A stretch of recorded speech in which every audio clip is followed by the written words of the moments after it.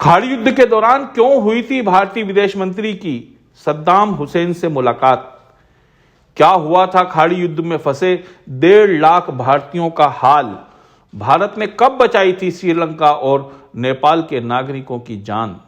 भारत के बड़े बचाव मिशन के बारे में बताऊंगा बहुत कुछ। इस वीडियो में बने रहिए अंत तक मेरे साथ। वीडियो पसंद आए तो इसे लाइक कीजिए, शेयर कीजिए और इस चैनल को सब्सक्राइब कीजिए।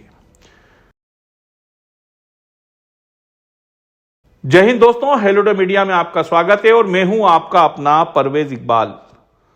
दोस्तों, कहने को तो रूस यूक्रेन के युद्ध में भारत की भूमिका तटस्थ है, लेकिन बावजूद इसके इस युद्ध को लेकर भारत के सियासी मैदान में भी घमासान मच गया है।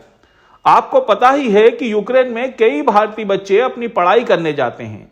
जब यूक्रेन और रूस के बीच तनाव बढ़ने लगा था, तब यूक्रेन में रह रहे बच्चों सहित विपक्ष ने सरकार से बच्चों को यूक्रेन से निकालने की गुहार लगाई थी। लेकिन उत्तर प्रदेश सहित 5 राज्यों के विधानसभा चुनाव में जुटी सरकार को यूक्रेन में फंसे बच्चों से ज्यादा चुनाव में दिलचस्पी थी।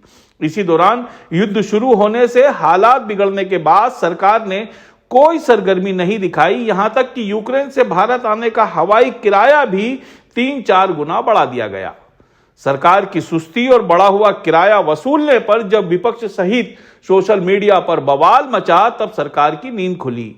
तो सरकार ने काम करने से ज्यादा काम करते हुए दिखने की नीति अपना ली।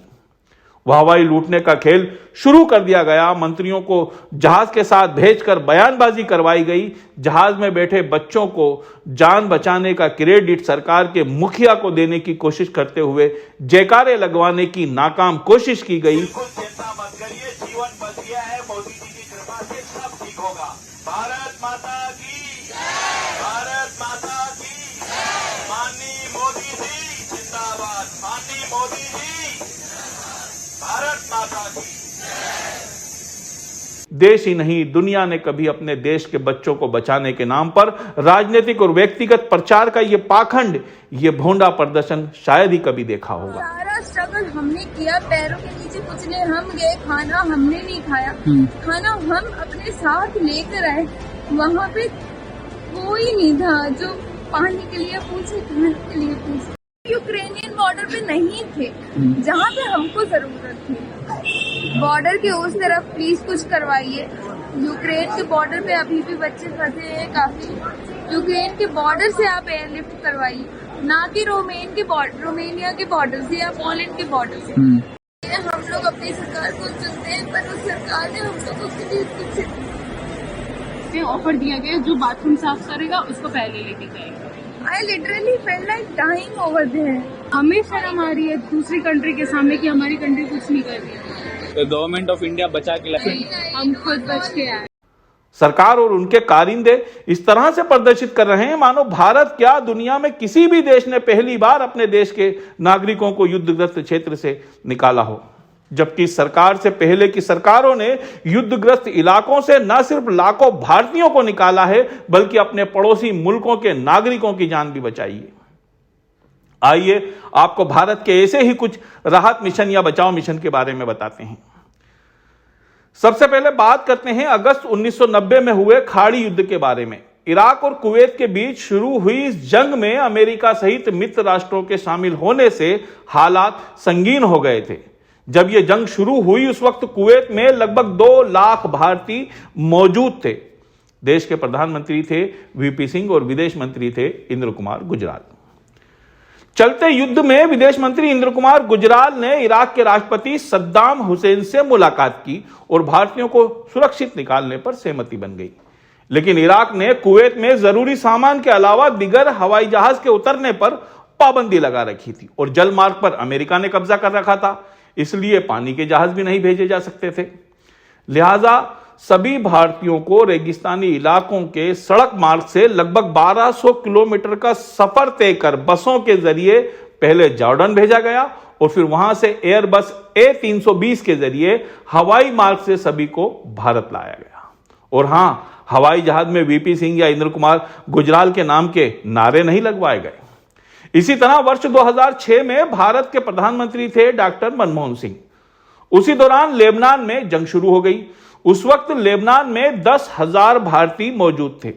हालात इतने बुरे थे कि श्रीलंका और नेपाल भी अपने नागरिकों को वहां से निकालने के लिए भारत से मदद की गुहार लगा रहे थे।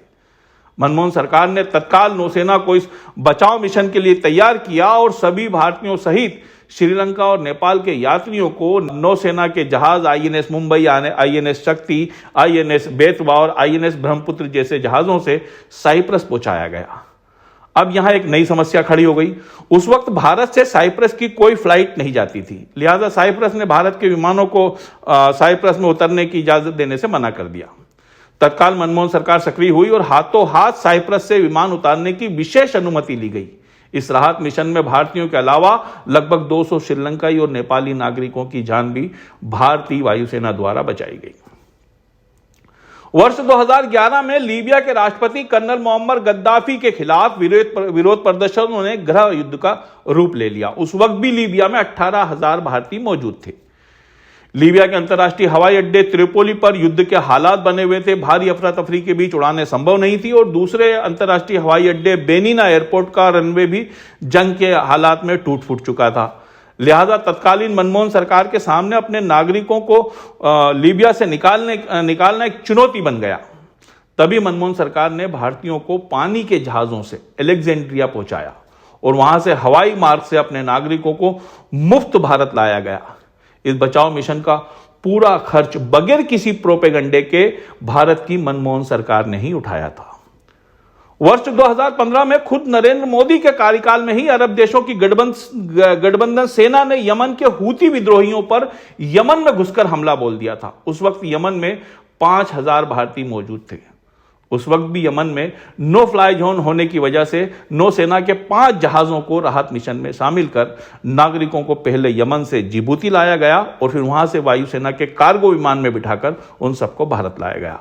इस मिशन में भी लगभग 5,000 भारतीयों के साथ 1,000 विदेशी नागरिकों को भी भारतीय बचाव दल ने सुरक्षित लीबिया से निकाला था। बात सिर्फ पूर्व सरकारों की ही नहीं है, खुद नरेंद्र मोदी की सरकार में भी यमन से नागरिकों को निकालने के लिए चलाए गए मिशन के दौरान भी श्रेय लेने का इतना भोंडा प्रदर्शन नहीं किया गया था जितना इस बार यूक्रेन युद्ध से बच्चों को निकालने में किया जा रहा है। जिस जंग में सरकार की सुस्ती से बच्चे अपना खून बहा रहे हों, अपनी जान गंवा रहे हों, उस हालात में यकीनन मोदी भी श्रेय के बारे में विचार नहीं करेंगे। इसलिए हो सकता है कि खुद मोदी भी अपने मंत्रियों की चाटुकारिता भरे कृत्य से नाराज हों, लेकिन अगर ऐसा है भी तो उन्हें अपने कारिंदों को फटकार जरूर लगाना चाहिए। बहरहाल ये थी भारत द्वारा अपने नागरिकों के लिए चलाए गए बचाव मिशन की कहानी। वीडियो पसंद आया हो तो इसे लाइक कीजिए, शेयर कीजिए और इस चैनल को सब्सक्राइब कीजिए और मुझे दीजिए इजाजत। अगली बार फिर मुलाकात होगी एक नए मुद्दे के साथ। जय हिंद।